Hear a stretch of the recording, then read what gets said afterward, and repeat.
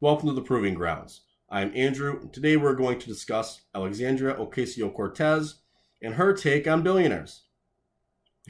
That's right, she still hates them, she thinks they shouldn't exist, and don't have a right to exist. In fact, she has stated that any society that allows billionaires to exist is immoral. Why? Because, well, there's income inequality and poverty in the world.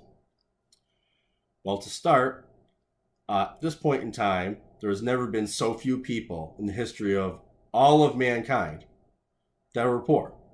I'll say that again. There have never been so few poor people as currently exist today. And that's because of globalization and capitalism.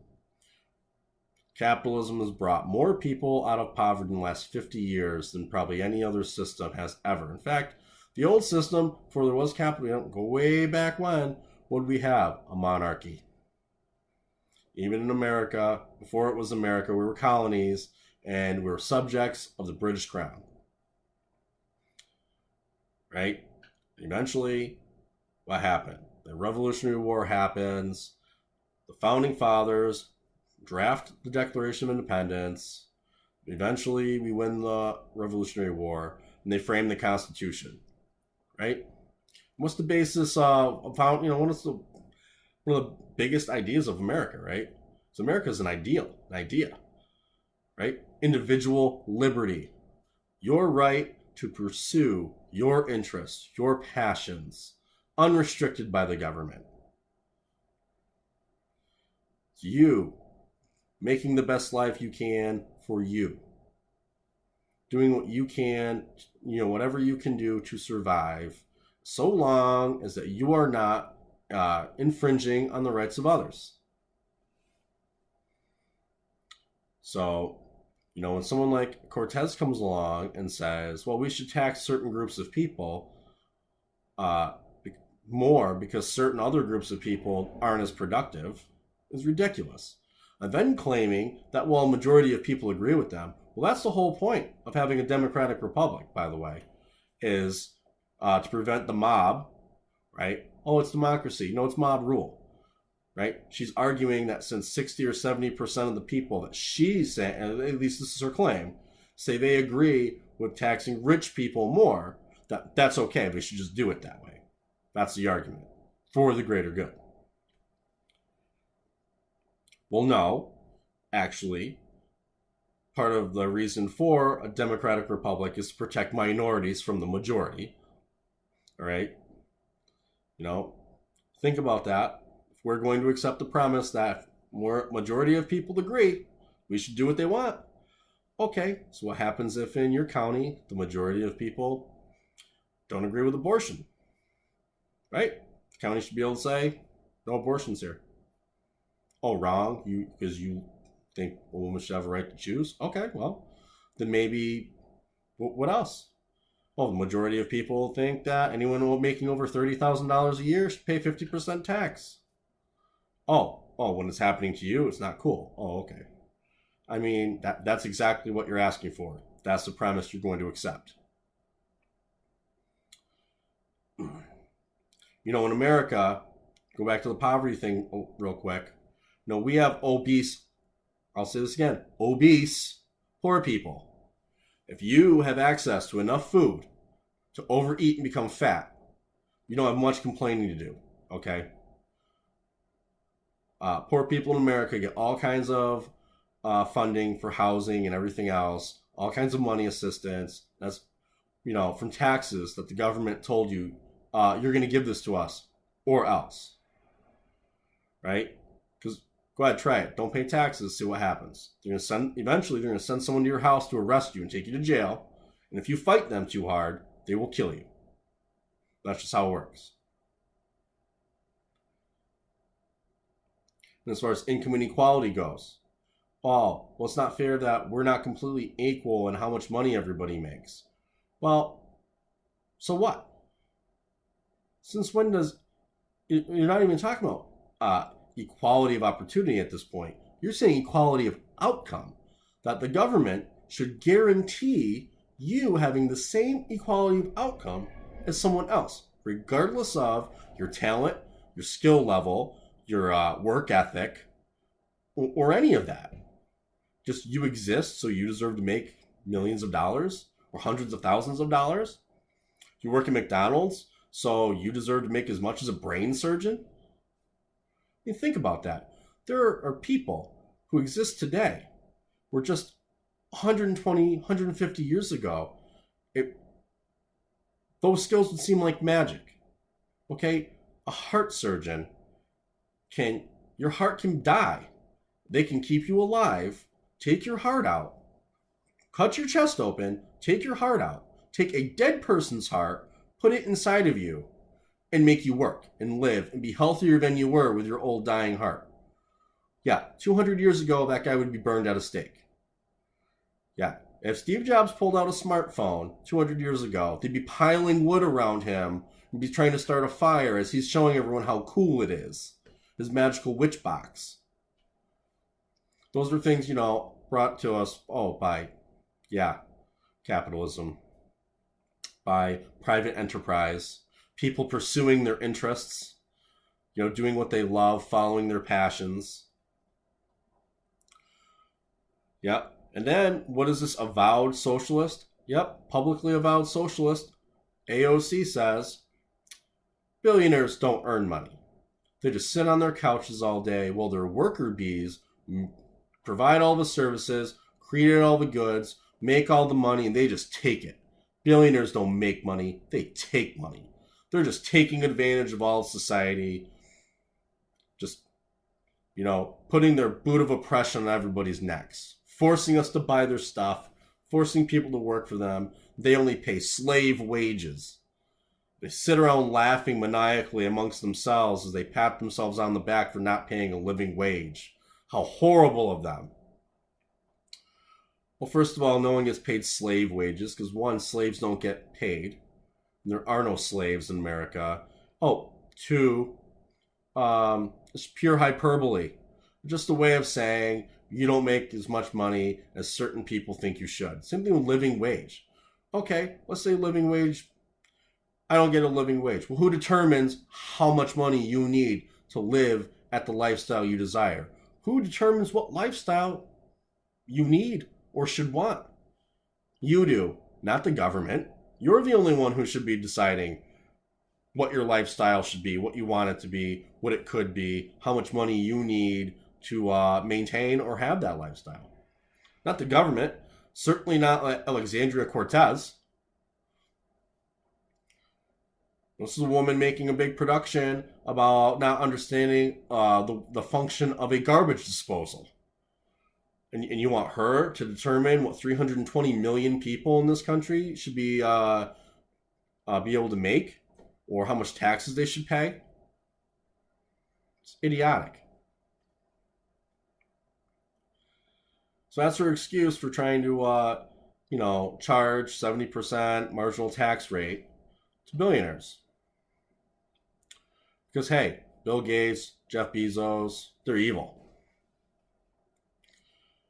She completely ignores the fact that these people create all of the goods and services that make modern society possible. I mean, even if, let's say, you got a lot of these guys who are engineers and inventors and create these things, yeah, they start off as these little projects, they sell it to a company, or they work for the company, right? Then the actual, businessmen in the company figure out how to package it in a pretty little container, right? A sleek iPhone, right? And the little doodads and all the bells and whistles you need and the marketing campaigns and all the things you need to get people to accept the product, to make it easy for everyone to use, right? So they bring those goods and services to us. And then we decide whether we like them or not. It doesn't matter how amazing the iPhone is. If no one thought it was worth the money, they wouldn't buy them. So, it's ridiculous. To become a billionaire, you must necessarily provide services and goods to people. You are serving mankind. And the argument is, well, they made a profit, so it's not good. How could they be working for the good? The greater good.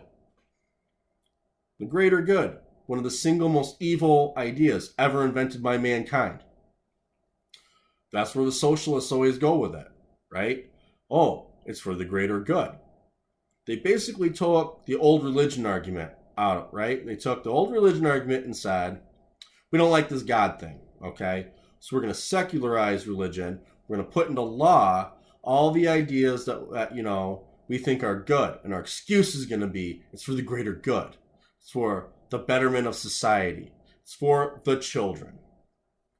Once you've accepted that the greater good is a valid argument for taking your stuff, taking your property, well, the next is your life.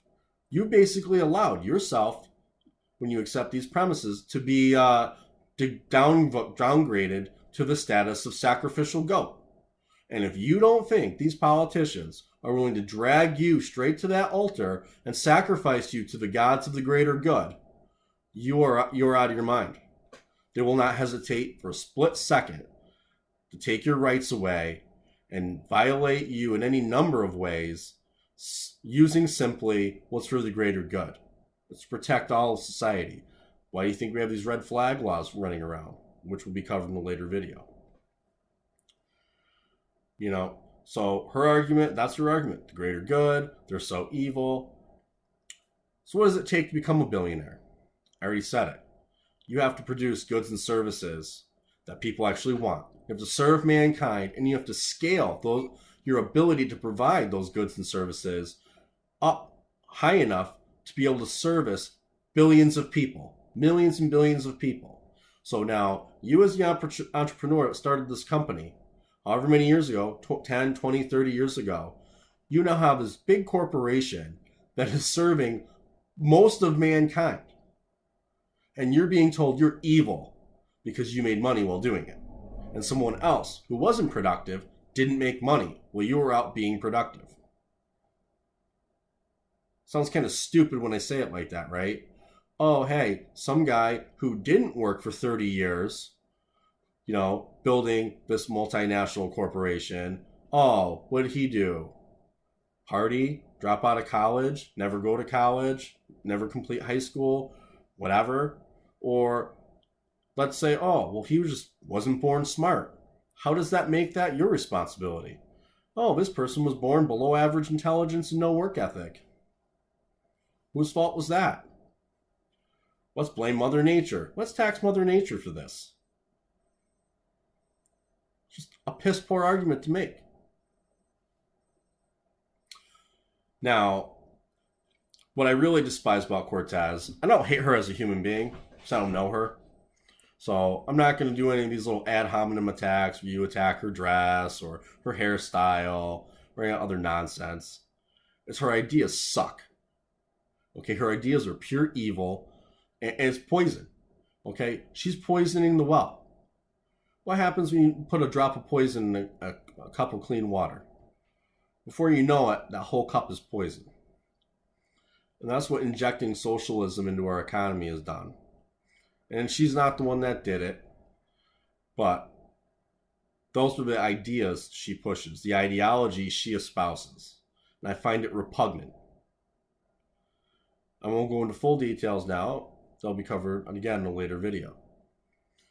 But I strongly urge anyone who thinks some of these things sound good, because some of these things are lofty notions that sound great on its face. Take the time to really think about what she's saying. Think about what she's saying, is necessary to do, who it's necessary to do it to. Because once they're done with the billionaires, who do you think they're coming to next to pay their fair share? Oh, they're coming to you in the middle class. And it's not going to be funny when they're telling you, well, they're paying 80%, so you can pay 60 or 70, right? And you're like, no. And they're like, yeah, well, we don't care. Because we have the guns.